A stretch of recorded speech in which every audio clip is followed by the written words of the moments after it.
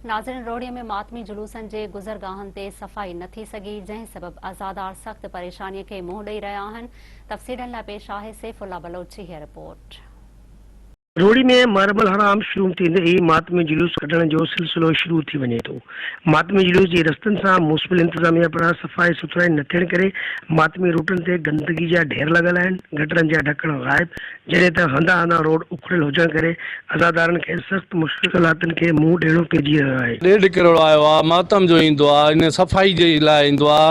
हर शइ माना गटर बंदि कराईंदा आहिनि, न पंहिंजो सिधा कराईंदा आहिनि, मातमनि खे तकलीफ़ न ईंदी आहे। असां रोहड़ी बल्दिया जे कंहिं बि कम मां ॼण मुतमिन न आहियूं।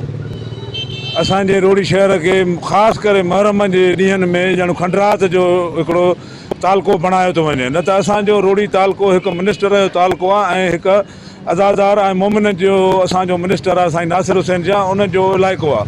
ऐं हिन तालके खे त असांजे रोहड़ी इंतिज़ामिया खे मिसाली तालको बणाइणु खपे।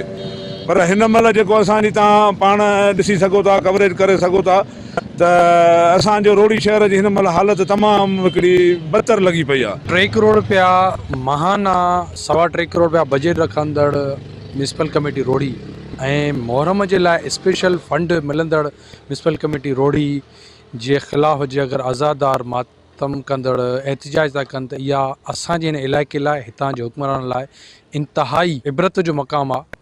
नाज़रीन, अवां अज़ादारनि ऐं समाजी माण्हुनि जूं ॻाल्हियूं ॿुधियूं। हुननि जो चवणु आहे त करोड़े रुपया बजट हुजण बावजूदि म्यूनिसिपल जे सीट ते वेठल करंट ऑफिसर मंसूर अबड़ो, ठेकेदार इमरान कालिया, सियासी सपोर्ट रखंदड़ अॻूणो वार्ड काउंसलर इरफान दाऊद पोटो जी मिलीभगत सां मक़ामी रस्तनि ते कमु करण जा जाली बिल ठाहे लखे रुपया गिड़किया विया आहिनि, जंहिं करे किथे बि कमु नज़र नथो अचे।